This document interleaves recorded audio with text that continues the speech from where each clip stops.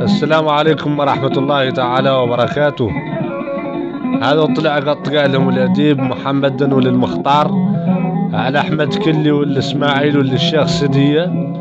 بلقوا في وسط الناس عنه يعطي ياسر من معطف عين السلام وابو تلميت ولا يظلمت به اللي والشيخ سدية قال له ذو طلع.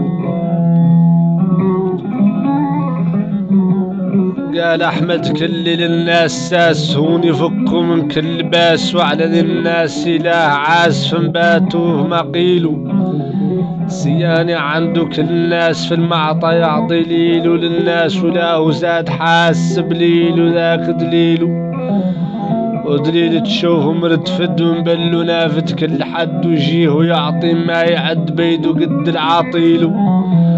واللي ما صاب يجيه بعد ذاك يمشيلو ليلو ومالو شيخ والزاد للشيخ اللي ما قطعات كيفتهم شيخ بلا عناد جدو للشيخ تجيلو بابا من علمه تستفاد وتجيه لا تهديلو الشيخ مالو كون جاد بالعلم لين طويلو وعريض ولا نقاع قاد نحصيه وجاد بليلو واحمد كل ذلال عاد هو نوار تجيلو ذا كثر فضر الشيخ شاد راحلته متوليلو عقبلين قالوا طلع الشاع هو تلميت عنه مشال وناقة وقال له طلع ثانيات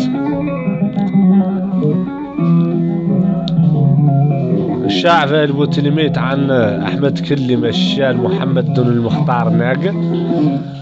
بالمناسبة قال له طلع الأخرات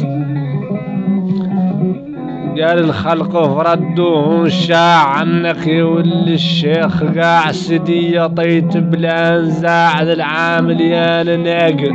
وتقد وعندك زاد باع ذاك ولا تتاقى تول معطى والناس فر تسابق لك من كل زر وتمعليمك شقاع سر يا احمد سابق الخلاق بكل واللي الشيخ فر في الشيخ الناس الله غير الكذب الاكبر ومخل الناس ولاقى والحلول الحق الناس بغيتها تعود لا تفاقى والناقة يسوى ريتها ويسوى ما ريت الناقة.